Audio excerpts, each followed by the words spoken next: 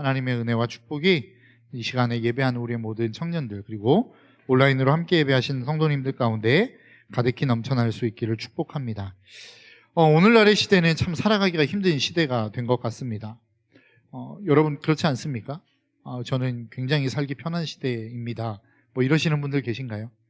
별로 안 계신 것 같더라고요. 제가 주변에 청년들도 그렇고 어른들도 그렇고 이렇게 만나서 이야기를 하다 보면 다들 힘들다라는 이야기들을 많이 하십니다. 저는 너무 좋아요, 날아갈 것 같아요, 이런 분들은 거의 없어요.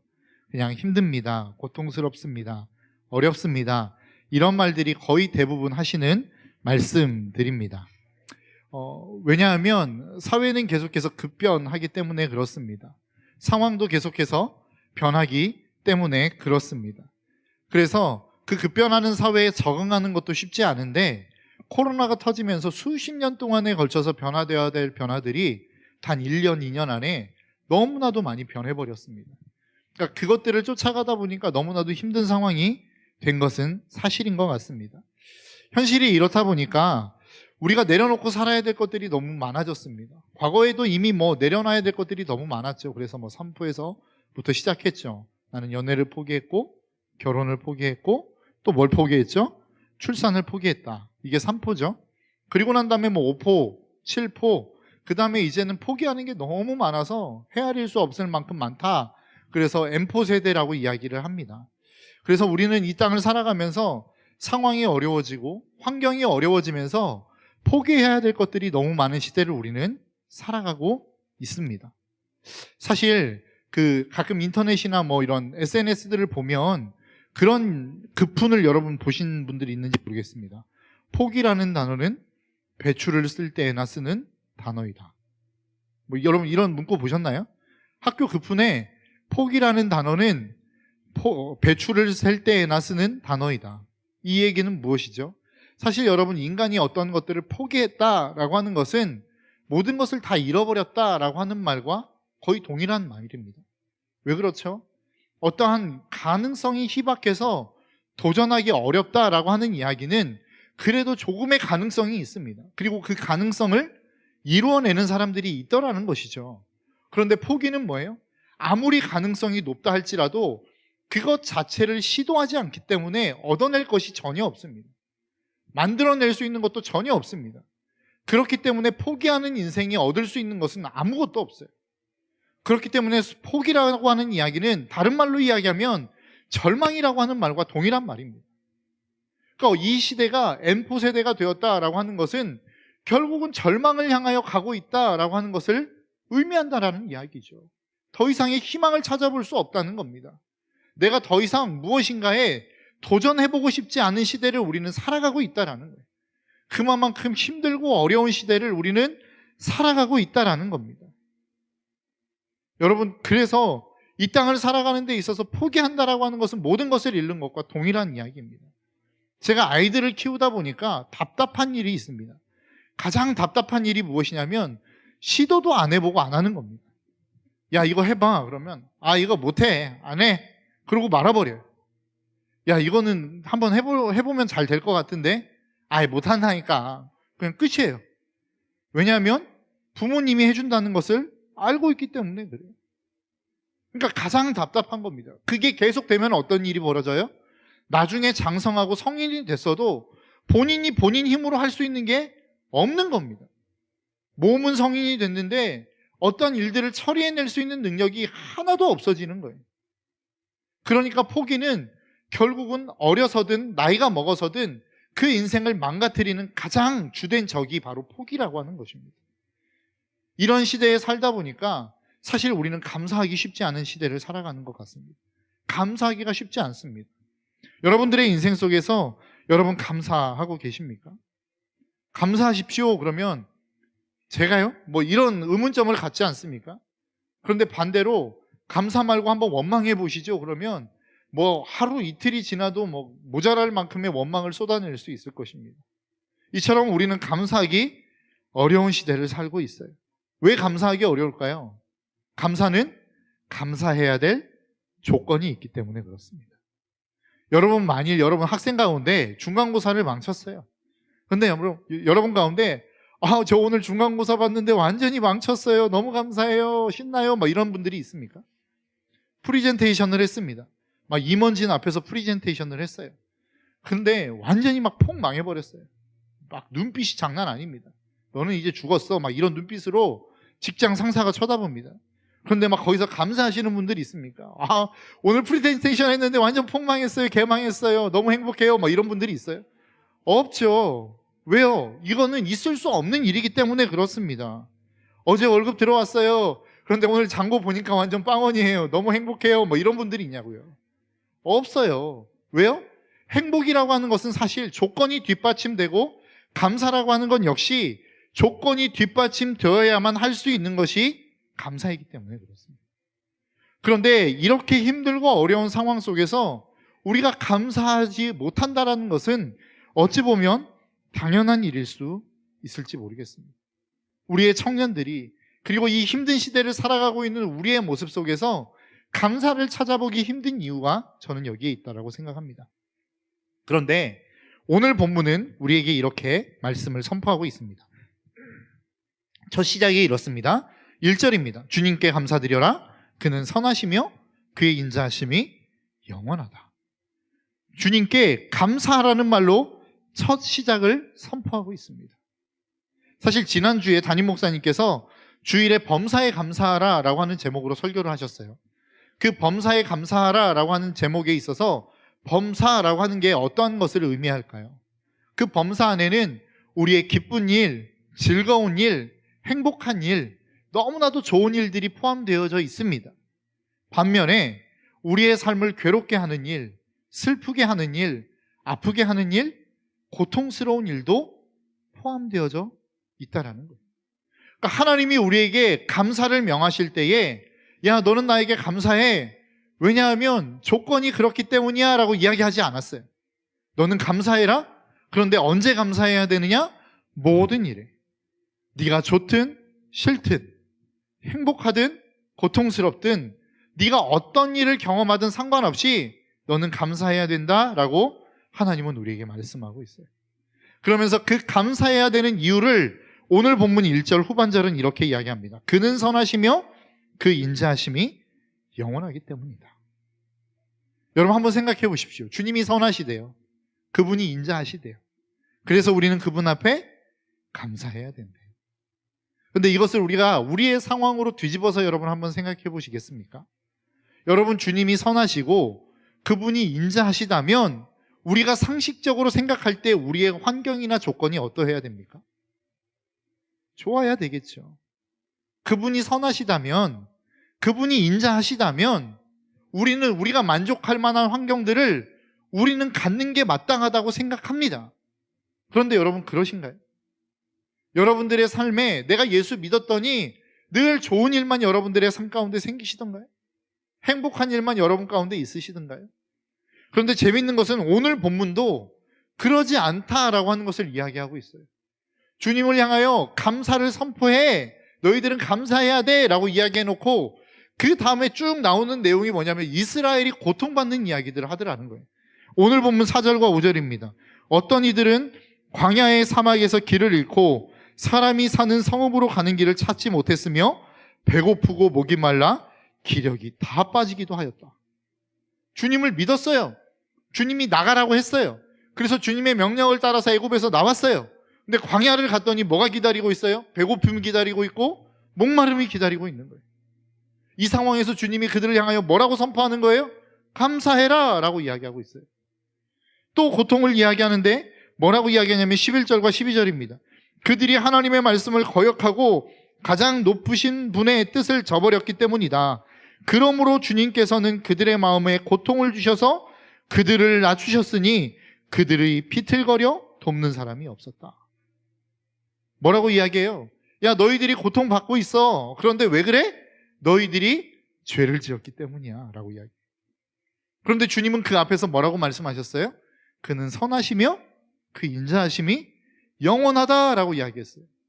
그럼 그 인자하심이 영원하다면 내가 죄를 조금 지었다고 해서 하나님이 나에게 벌을 주고 징계를 주는 게 맞느냐라고 하는 거예요. 하나님이 그토록 선하시다고 이야기하고 그토록 인자하시다라고 말씀하고 있는데, 그러면 내가 받는 고통은 도대체 뭐냐? 우리가 그것을 어떻게 해석해야 되느냐라고 하는 문제가 우리 가운데는 생기는 것 같습니다. 여러분, 이 문제를 어떻게 해결해야 될까요? 주님이 우리에게 원하시는 게 무엇일까요? 여러분, 저와 여러분들을 주님이 불렀다고 이야기하지 않습니까? 그러면 왜 불렀는지 이유가 있어서 불렀을 거 아니에요. 하나님이 저와 여러분들을 부르셨다면 우리를 부르신 이유가 분명히 있을 거라는 거죠. 그 이유가 뭘까요? 하나님의 나라를 확장시키기 위해서? 물론 맞는 이야기입니다. 무엇인가 하나님이 일할 수 있는 도구가 필요한데 우리를 그 도구 삼아 쓰시기 위해서? 물론 그 얘기도 틀린 이야기는 아닐 수 있습니다. 그러나 정말로 근본적인 이유, 하나님이 저와 여러분들을 부르신 근본적인 이유가 무엇이냐라고 하는 거예요. 그것은 바로 하나님이 저와 여러분과 함께 사귀기 위함이라는 거예요. 사랑의 교제를 나누기 위함이라는 거예요. 그래서 주님은 우리를 무엇으로 불렀다라고 이야기합니까? 친구로 불렀대요. 여러분, 친구 만나면 행복하시죠? 친구들 만나면 기쁘죠? 친구들을 만나면 무엇인가 그냥 마음이 편안해집니다. 하나님이 저와 여러분들을 그것을 위해서 불렀다는 거예요. 내 앞에 와. 그러면 내가 너를 정말로 행복하게 해줄게. 즐겁게 해줄게. 정말로 네가 나와 함께 할 때 얼마나 너의 인생이 위대할 수 있는지 보여줄게. 그것을 위해서 저와 여러분들을 불렀다는 거예요. 그러면 우리가 생각할 수 있는 것, 여러분 지금 앞에서 이야기했던 것 크게 두 가지의 종류입니다. 이스라엘 백성들이 고통을 받았던 것은 두 종류예요. 첫 번째는 하나님의 부르심 앞에 순종했기 때문입니다. 여러분 생각해 보십시오. 하나님 앞에 부르심에 순종했으면 우리에게는 고통이 없어야 되는 거 아닌가요? 그런데 하나님이 그렇게 고통을 주셨대요. 그런데 그 고통을 주셔놓고 하나님이 그들을 회복시키셨다고 이야기합니다. 9절 말씀입니다. 주님께서는 목마른 사람에게 물을 실컷 마시게 하시고 배고픈 사람에게 좋은 음식을 마음껏 먹게 하셨다. 또 한 가지의 방법은 무엇입니까? 또 한 가지 이스라엘 백성들이 고난받았던 이유가 뭐예요? 하나님을 배반했기 때문이라는 겁니다. 하나님을 떠났기 때문이라는 겁니다. 여러분 한번 생각해 보십시오. 하나님을 떠났다면 그냥 사랑으로 품어주면 안 됩니까? 사랑했다면 그 사랑하는 사람에게 보내주는 게 뭐가 문제예요? 오늘날의 시대가 그렇게 이야기하는 거 아닙니까? 사랑하는 사람이 있는데 그 사랑하는 사람에게 보내주는 게 뭐가 문제야? 근데 예레미야 2장에서는 저와 하나님과의 관계, 우리와 하나님과의 관계를 무엇으로 표현한다고요? 결혼한 관계. 여러분 한번 생각해 보십시오. 저희 아내가 어떤 낯선 남자와 손을 잡고 거리를 걸어갑니다. 그럼 제가 그거를 봤어요. 그럼 여러분 저는 어떤 마음을 가져야 될까요? 사랑한다, 축복해, 뭐 이렇게 이야기하면 될까요? 손 시려운데 뭐 큰 장갑 껴, 같이 손 넣을 수 있는 장갑 내가 사줄게, 뭐 이렇게 할 수 있을까요? 그럴 수 없죠. 왜요? 그것은 있을 수 없는 일이에요. 사랑하는 사람이 또 다른 남자를 만난다라고 하는 것은 사실은 어떻게 보면 질투하는 게 맞는 이야기입니다. 그리고 그 길에서 돌아오게 하는 게 사랑하는 사람으로서 해야 될 일이라고요. 여러분 오늘날의 시대가 어떻게 돌아가는지 저는 잘 모르겠어요. 쿨한 것들을 굉장히 강조하죠. 그래서 내가 사랑했는데 다른 사람을 사랑한데 보내줘, 쿨해. 그 사람 굉장히 쿨하다 막 박수 쳐줘요. 사실 그것은 사랑한 게 아닙니다. 여러분 하나님이 마음이 좁아서 우리에게 질투하십니까? 하나님이 마음이 정말로 뭐 좁쌀만 해가지고 우리가 다른 신을 향하여 가면 그 하나님이 질투하시나요? 아니죠. 하나님만큼 여러분 마음이 넓으신 분이 있어요? 하나님만큼 우리를 품어줄 수 있는 대단하신 분이 있어요? 없어요. 그런데 그분이 질투하신대요. 왜요? 그게 사랑의 속성이거든요. 내가 사랑하는 사람이 있는데 그 사람이 다른 사람을 사랑하면 질투하는 게 맞아요. 그거는 쿨한 게 아니라고요. 하나님이 저와 여러분들을 왜 다른 신을 향하여 가고 하나님을 버리면 우리를 징계하시는 줄 아십니까? 그게 사랑이기 때문에 그렇습니다. 아무런 이유 없이 맹목적으로 그 사람을 보내줄 수 있다면 그거는 사랑이 아니라 사랑했던 게 아니에요. 그것은 하나님이 우리를 사랑한다라고 하는 증거입니다. 하나님이 선하시다, 하나님이 인자하시다, 하나님이 왜 우리에게 고통을 주실까요? 그분은 선하시기 때문에 그렇습니다. 죄악의 길을 향하여 가는 우리를 옳은 길로 돌이키게 하시기 위해서 하나님은 저와 여러분들에게 고통을 주시는 거예요. 우리가 이 땅 가운데 살아가면서 죄 지으면 그 결과가 어떻게 될 거라고 하는 것을 하나님은 아시기 때문에 우리에게 고통을 통해서라도 그 길에서 우리를 돌이키려고 하시는 거라고요. 더 나아가 하나님의 말씀 앞에 순종했는데도 고난이 오던데요. 그것은 우리가 그 하나님 앞에 더 가까이 나아가 주님 앞에 기도하는 삶을 살게 하기 위함이라는 겁니다. 오늘 본문 6절입니다. 그러나 그들이 그 고난 가운데서 주님께 부르짖을 때에 주님께서 그들을 그 고통에서 건지시고, 이스라엘 백성들이 애굽에서부터 출애굽했어요. 죄짓지 않았어요. 그런데 그들 앞에 고난이 있었어요. 고난이 오기 전까지는 그들이 하나님을 찾지 않았어요. 하나님과 동행하지 않았어요. 그 하나님의 존재를 인식하지도 못했어요. 그런데 고난이 오자 어떻게 됐어요? 그들이 하나님을 찾기 시작하더라는 거예요. 죄송합니다. 그래서 우리가 이 말씀을 통해서 하나님이 왜 우리에게 고통을 주실까? 때로는 하나님의 명령 앞에 순종하는 그 순종 가운데서도 고통을 주시기도 하고, 우리가 죄를 짓는 죄 가운데서도 우리를 고통을 주시기도 해요. 그 고통은 한 가지로 규결되어집니다. 그것은 무엇이냐? 하나님과 더 긴밀하고 더 친밀한 관계로 우리를 초청하시는 하나님의 사인이라는 거예요. 그러니까 우리가 어떤 상황 가운데 있든 하나님은 우리를 최고의 자리로 인도하신다. 여러분, 우리가 고통스럽습니까? 여러분들의 인생 속에 고통이 있으십니까? 그런데 그 고통의 자리가 여러분들의 인생에 있어서 하나님이 우리에게 주실 수 있는 최고의 자리라고 한다면 여러분 그것을 인정하실 수 있겠어요? 즐거움이 있어요. 행복해요. 너무나도 내가 만족할 만한 조건들이 내 삶 가운데 주어져 있어요. 그래서 우리가 하나님 나에게 주신 최고의 선물이군요 라고 우리는 고백할 수 있을지 모르겠어요. 그런데 우리가 고통의 자리에서, 아픔의 자리에서, 힘듦의 자리에서 우리가 이런 고백을 할 수 있느냐라고 하는 거예요. 사실 기독교에서 이야기하는 믿음은 그겁니다. 나는 어떤 상황 가운데 있을지 몰라요. 어떤 상황 가운데서도 있을 수 있는 가능성이 있어요. 그것이 내가 정말로 원하고 바라는 상황일 수도 있고, 아니면 내가 그것만큼은 피했으면 좋겠다라고 하는 환경이 될 수도 있을지 모르겠어요. 그러나 크리스찬의 믿음은 뭐예요? 그것이 어떤 상황이 되었든 그 상황은 나에게 하나님이 주신 상황이요, 그 상황은 나에게 가장 필요했기 때문에 하나님이 나에게 주신 상황이다. 이것을 받아들이고 믿음으로 고백하는 게 믿음이라고요. 그게 그리스도인들이 가져야 될 진짜 믿음이라는 거예요. 그 믿음이 있을 때 결국 어떻게 할 수 있어요? 감사할 수 있는 거예요. 왜요? 그것이 우리에게 주신 하나님의 최고의 자리이기 때문에 그렇습니다. 지난주에 담임 목사님께서 그런 말씀하셨어요. 감사라고 하는 것은 믿음의 태도이다. 사실 크리스찬이 이야기하는 감사, 성경에서 이야기하는 감사는 믿음이 없으면 불가능한 감사예요.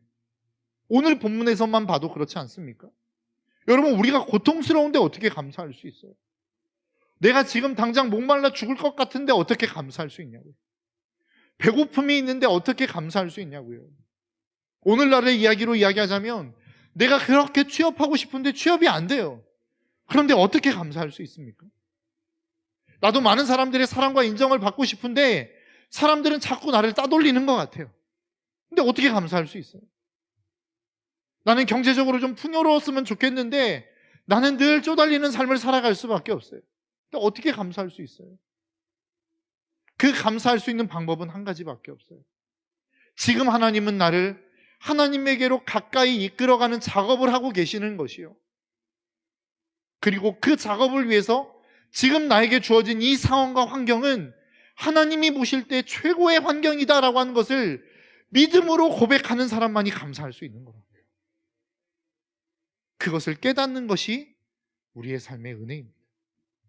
은혜는 하나님이 우리에게 무엇인가 엄청나고 대단한 것들을 부어주셨기 때문에 하나님 그것이 우리의 삶의 은혜입니다 라고 하는 고백도 은혜일 수 있지만, 내가 지금 처해 있는 이 상황을 하나님의 눈으로 바라볼 수 있는 그 눈이 열리는 것 역시 은혜라는 것이에요. 그래서 은혜와 감사는 언제나 늘 연결되어 있어요. 성경에서 이야기하는 은혜, 성경에서 이야기하는 감사, 이것은 따로 떨어져 있지 않아요. 하나님이 우리에게 열어주시는 믿음의 눈이 열릴 때에 비로소 우리가 그 은혜를 깨닫고 감사의 자리로 나아갈 수 있는 것입니다.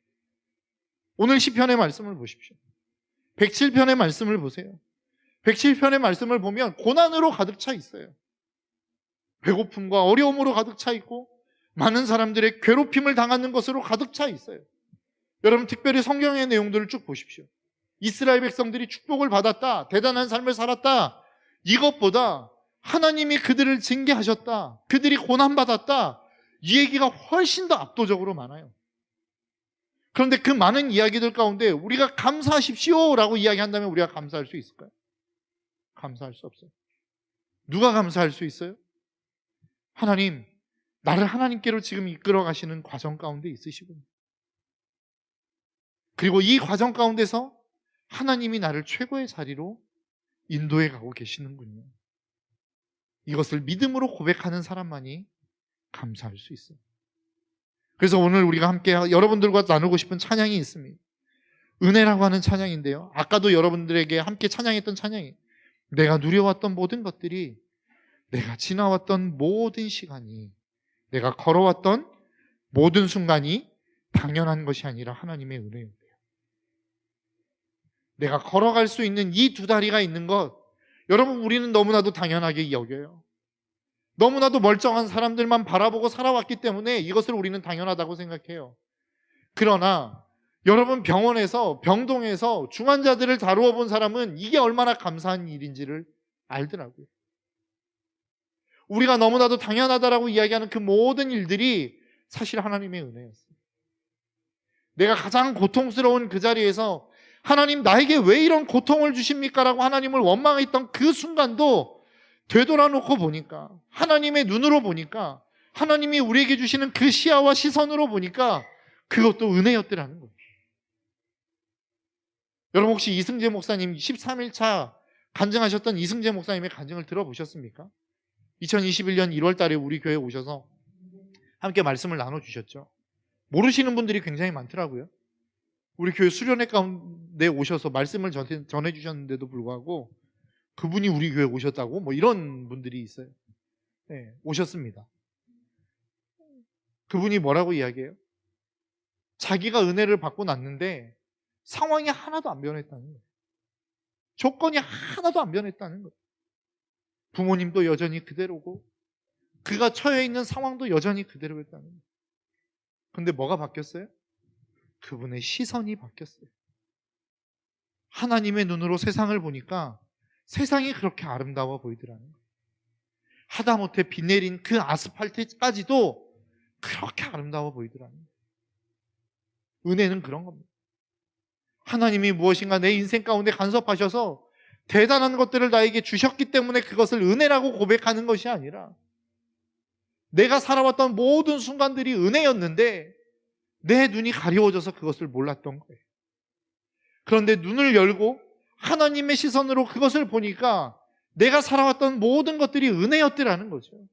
즐겁고 행복했던 시간 무조건 말할 것도 없이 은혜였고, 그리고 내가 고통스러웠던 그 모든 시간들도 오히려 행복했던 그 시간들보다 훨씬 더 은혜의 시간들이었다. 이것을 깨닫는 것이 은혜입니다. 그리고 이것을 깨닫는 사람만이 진짜 하나님 앞에 감사할 수 있는 감사의 자리로 나아갈 수 있는 거예요. 오늘 본문에서 이야기하는 선포, 너희들의 주님께 감사드려라. 이 선포는 결국 무엇이 전제되어야 되느냐? 하나님의 은혜를 깨닫는 자가 되어라 라고 하는 이 사실이 전제되어야 돼요. 그래서 너희들은 하나님께 감사드려라 라고 이야기하면서 하나님이 어떻게 일하셨는지를 이야기하죠. 하나님 앞에 순종했던 사람들, 그들이 부르짖을 때에 하나님이 그들을 어떻게 인도하셨는지, 죄로 말미암아 고통당했던 그들의 인생 속에 그들이 부르짖을 때에 하나님이 그들에게 어떻게 응답하셨는지, 그것들을 쭉 기록하고 있지 않습니까? 너희들의 인생을 보라는 거예요. 너희들의 삶 속에 하나님이 한 번도 너희들의 삶을 떠나신 적이 없다는 거예요. 너희들이 고통스러웠던 그 삶 속에서도 하나님은 한 번도 여러분들을 떠나신 적이 없었다는 거예요. 이제 눈을 열어보라는 거예요. 이제 너희들의 눈을 떠서 보라는 거예요.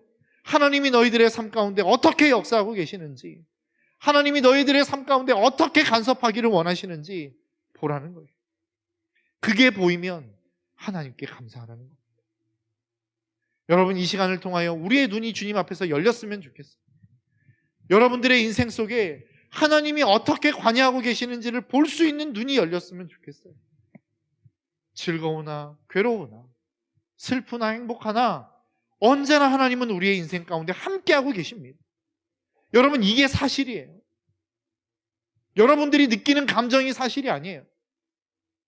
내가 행복한 것 같으면 주님이 우리와 함께 하시는 것 같고, 내가 왠지 슬프고 어렵고 고통스러우면 하나님이 나를 떠나신 것 같은 이 느낌이 사실이 아니라, 여러분들이 어떤 상황 가운데, 어떤 감정 가운데, 어떤 느낌 가운데 있다 할지라도 하나님은 여러분들을 떠나지 않고 여러분과 함께 하십니다. 이게 사실이라고요. 이것이 여러분들의 믿음의 눈이 열려 보여질 수 있기를 주님의 이름으로 축복합니다.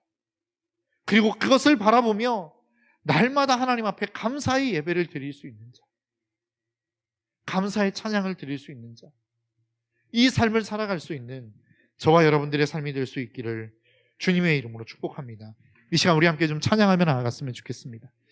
우리 아까 앞에서 찬양했던 찬양의 가사인데요, 내가 누려왔던 모든 것들이, 내가 지내왔던 모든 것들이, 내가 걸어왔던 모든 순간이 당연한 게 아니라 은혜였습니다. 내가 살고 있는 이 모든 일들, 즐겁고 행복하고 그리고 너무나도 좋은 그 순간, 반면에 내가 슬프고 고통스럽고 아픈 그 순간까지도 당연한 게 아니라 하나님의 은혜였음을 우리 함께 고백하는 시간 가지며 나아갔으면 좋겠습니다.